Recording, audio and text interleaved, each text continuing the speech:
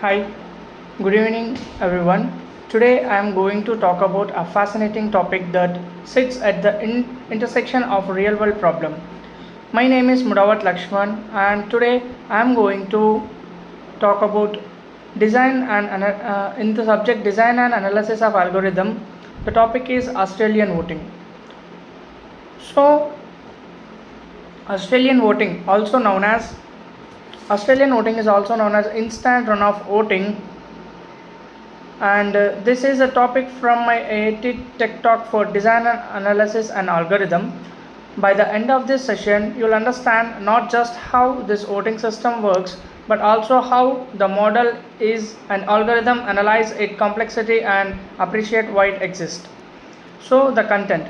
So today we are going to discuss about the introduction to voting systems, what is Australian voting, problem statement and algorithm steps, example walkthrough, data structures required, complexity analysis, pros and cons, and conclusion.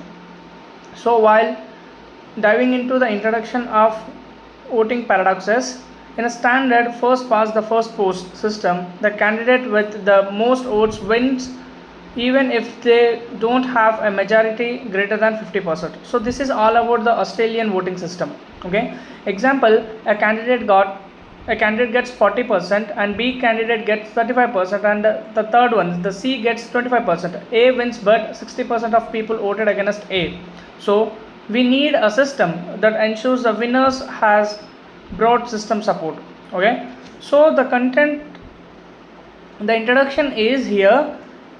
The system most countries use it called as first past the first post, or we can say it FPTF. It's a simpler, whoever gets the most votes wins, sounds fair, right? Okay, but there's a paradox. Imagine three candidates A, B and C. Okay, and candidate A gets 40% and B gets 35%, C gets 25%. By FPTF rules, A wins, but look, 60% of voters did not vote for A. So this is what all called as voting paradoxes. Okay, next, what is the problem with the traditional voting? Here the problem with the traditional voting is, in first past the first voting, only the first choice of each voter is counted. Whoever has the highest count, even if it's just 30% or 40%, wins. This creates the what's called the vote splitting problem. Okay, vote splitting means if two similar candidates compete, they divide the same group of voters between them, allowing a third, less popular candidate to win. This often results to true outcome. So using our earlier example, if A gets 40% and B gets 35% and C gets 25%, A is declared winner. But if you look at voters who choose B or C, many of them might have preferred a second or B second. Their full preference is simply ignored. And now let us dive into what is Australian voting. Okay, Australian voting. Here, Australian voting also known as instant runoff voting. Okay, so here's a key difference. Instead of each voters choosing just one candidate, they rank all the candidates in order of preference: first choice, second choice, and third choice, and so on. So the system then uses these rankings to simulate multiple rounds of voting without actually conducting multiple elections. That's the instant runoff. It happens in one go. Okay, the goal is to ensure that the winner has support of the majority, more than 50% of the voters, even if it takes a few rounds to get there. If the system is used to in real elections in Australia, Ireland and several other democracies, it's not just a theoretical concept, it actively shapes the government.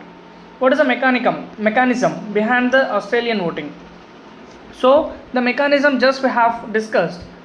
Okay, if we say every voter submits a ballot with all candidates ranked, one for their top choice, two for second, and so on. In the first round, we count only the first preferences, the candidate each voter ranked as number one. We check, does any candidate have more than 50% of the total votes? If yes, they win immediately. If no one has a majority, we find the candidate with the fewest votes. That candidate is eliminated. The ballot that had an eliminated candidate as a top choice are now redistributed. We look at those voters' second preference and that candidate gets the vote. We repeat this process, recount, check majority, eliminate lowest until someone crosses the 50% threshold. Okay, so this will be repeat until a candidate achieves greater than 50% of the votes. Next, what is the, like here we can see a diagram here.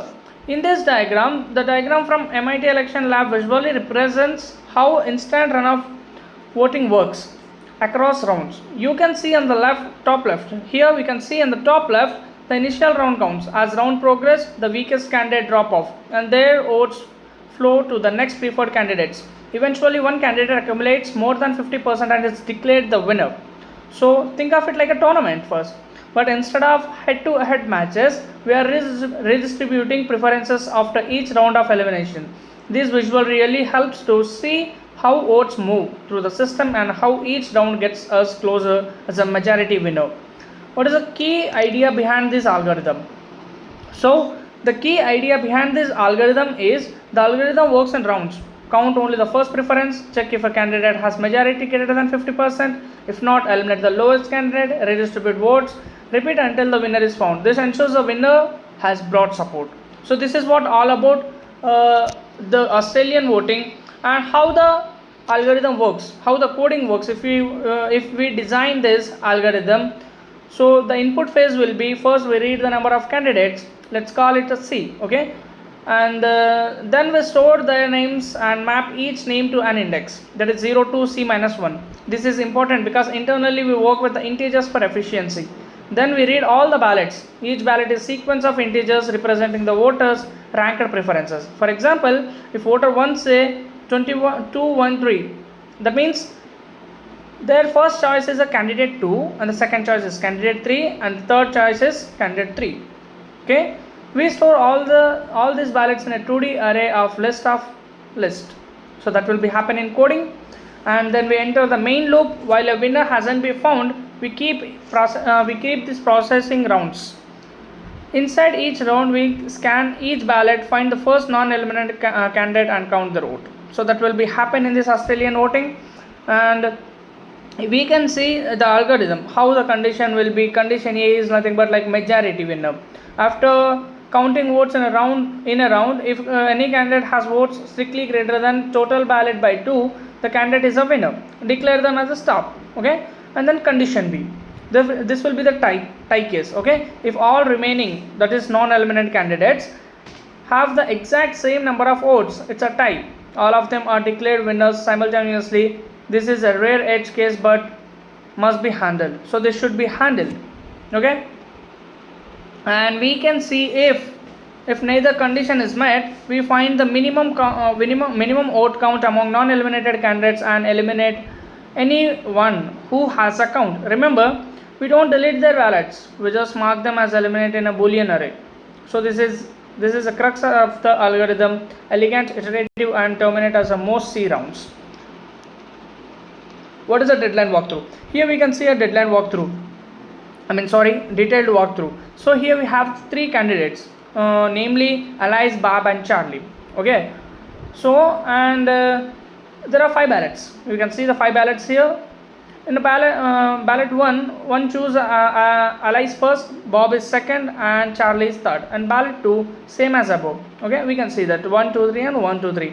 And after in the third ballot, the Bob is first, Alice is second, and Charlie is third.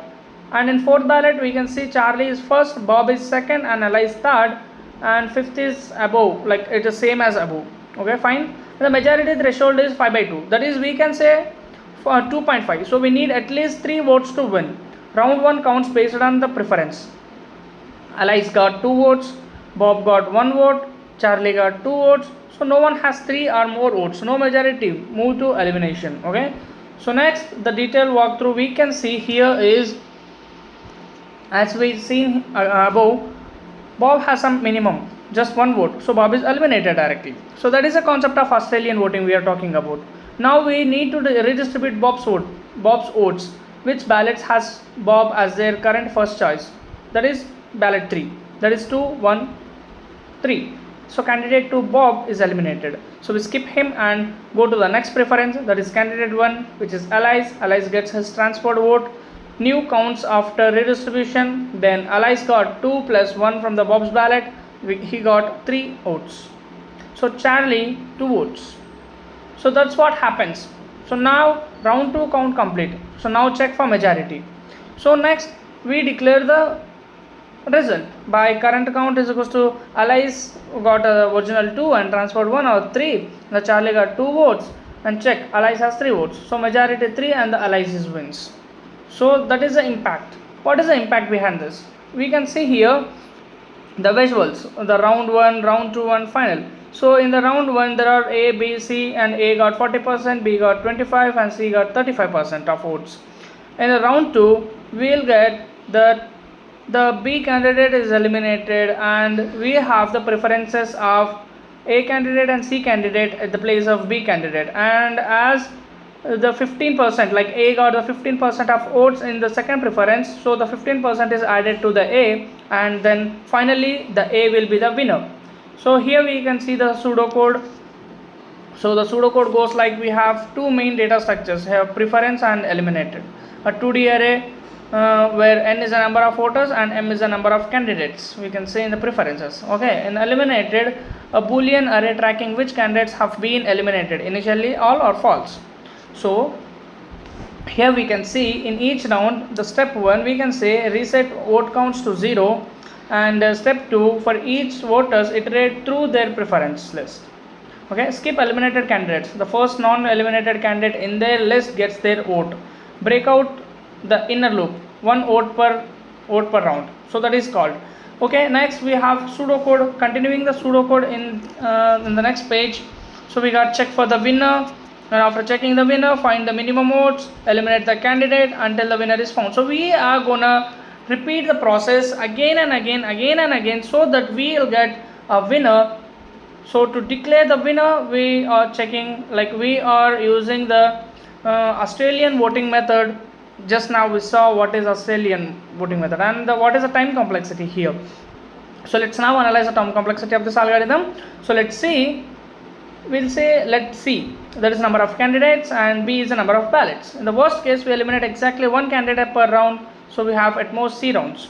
In each round, for every ballot B of them, we scan through preferences to find the first non-eliminated candidate. In the worst case, this is order of C per ballot. So the total time the algorithm is consuming is C rounds into B ballots into C per ballot. So that is B order of B into C square. So we can say the order of B into C. Okay, what is the space complexity then? So if we calculate the space complexity, storing the candidates names, that takes the order of C, storing all ballots, that takes the order of B into C, and the total space complexity we got is order of B into C. Advantages and disadvantages of this algorithm. So advantages are, we can say that it guarantees a majority winner. The winning candidate always has more than 50% support, unlike FPTP. If eliminates vote splitting, you can vote for your true preference without wasting your vote. It leads to a fairer representation. Minority group preferences get carried forward through redistribution. So disadvantage is more complex than simple voting. Voters need to rank all candidates, which can be confusing. Counting takes longer, especially in large elections with many candidates and rounds. Implementation complexity. For software, you need to handle edge cases like ties, multi-elimination and ballot redistribution carefully. So we reached at the conclusion part of this Australian voting system. So Australian voting or instant runoff voting solves the core flaw in a first past the past. It guarantees that the winner has majority supported by using ranked preferences and iterative elimination. The algorithm is iterative, count first active preferences, check majority or tie, eliminate the lowest, repeat. And time complexity and space complexity, we saw that both are order of B into C, making it highly efficient for real world scale. Okay, so today we went to a real world problem, unfair voting, to a well designed algorithm, instant runoff voting we saw, and analyzed it from both theoretical and practical standout. If you have like this is all about the Australian voting, from a competitive programming perspective, we can say that the classical implementation problem that tests the simulation skills. Okay, so this is all about Australian voting. Thank you.